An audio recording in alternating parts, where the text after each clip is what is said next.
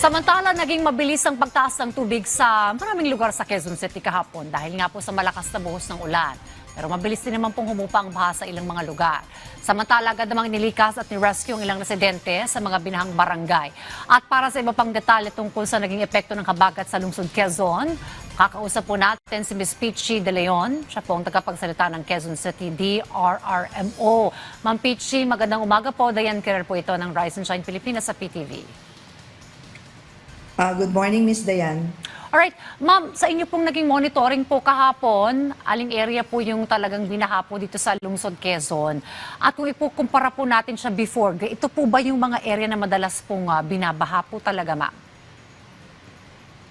Opo, yung mga nabaha kahapon, ito po talaga yung mga vulnerable areas ng Quezon City at sila po yung mga flood-prone communities na talagang mabilis po at parating naapektuhan sa mga tubig baha, lalo na pag malakas po ang ulan. Aling areas po ito, ma'am, at kamusta po ang sitwasyon po doon ngayon? Ito po yung mga areas like Siena, Tatalon, Rojas, Damayan, Damayang Lagi, Bagong Silangan, meron din kahapon sa Sikatuna Village. Pero as of 3:44 AM po ay nag-subside na po lahat ng reported flooded areas po. Ma'am, may mga na-rescue din po kayong mga individuals na tumawag po din sa inyong hotline. Ilan po ito at ano po ang mga naging action pa ng lokal na pamahalaan po rito? May mga nag-abiso po at mga humingi ng rescue at ito po ay natugunan. Wala po akong exact number kasi wala po yun sa report namin. Although meron po akong report ng mga nasa evacuation centers po. Ma'am, ano po yung mga preparations pa po na ginagawa ngayon ng LGU ng Quezon City? Kasi po panahon po talaga ngayon ng tag-ulan. Even nga po dito po sa may area namin, Visayas, yan po, Timog, binaha rin po kahapon. Paano po kaya maiiwasan po yung mga ganitong sitwasyon ngayon nga pong rainy season na ito, ma'am? Okay, ang paghahanda po ng QC-DRRMD, una, pag meron na pong advisory na magkakaroon ng malakas na ulan, nagko-conduct na po kami ng pre-disaster risk assessment meetings. Tapos na-activate po ang lahat po ng partner agencies or departments ng Quezon City. Ito po yung QC-DRRMC Council namin. Tapos may mga staging areas po kami per district na doon po naka-preposition ang mga rescue assets namin at pati mga responders para po mas mabilis matunggunan pag in case meron pong emergency at kailangan ng rescue.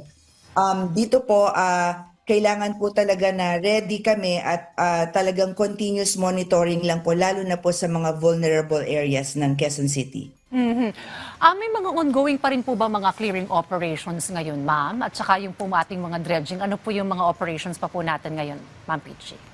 Yes, hindi po yun humuhinto. Halimbawa, pag bumaha po ang isang area, as soon as mag-subside po yon, ang engineering department po kasama ang barangay will conduct na po clearing and declogging ng mga basurang natangay po ng dahil sa baha hanggat malinis po ito para po in case na lalakas uli ang ulan ay tuloy-tuloy po ang pagdaloy ng tubig at makaiwas po ang pagtaas ng tubig. Okay, yun naman pong ating mga personnel sa mga barangay, ma'am.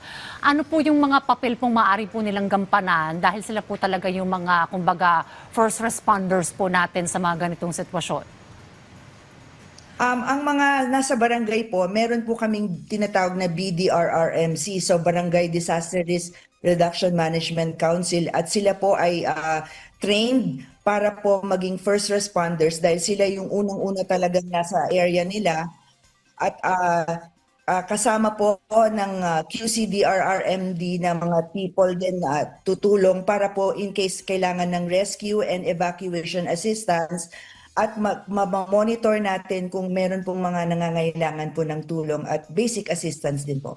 Alright, Ma'am Peachy, ano pa po yung mga programa ng Quezon City LGU, particular din po sa inyong departamento para masolusyonan po itong mga pagbaha sa mga nabanggit nyo na rin pong lugar?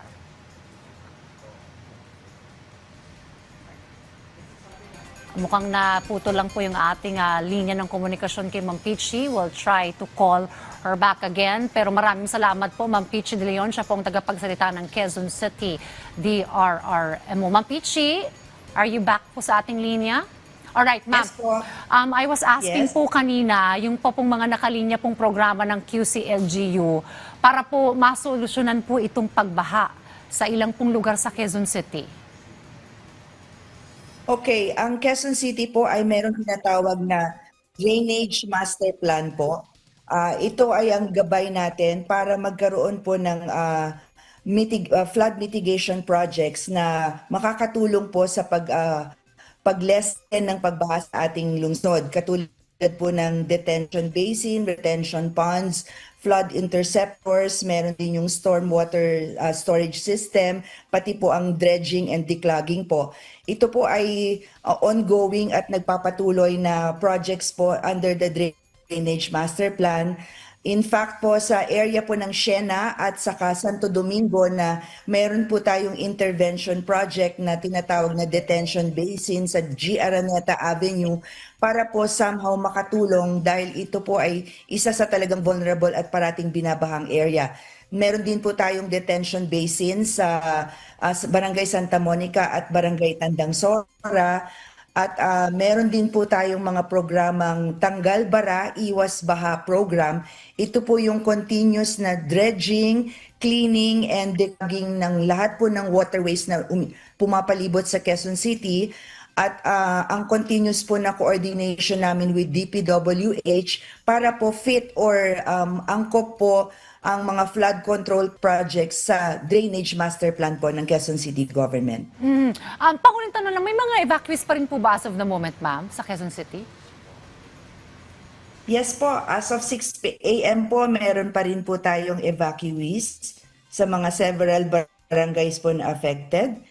We have 3,218 families, totaling to 10,645 individuals. Alright.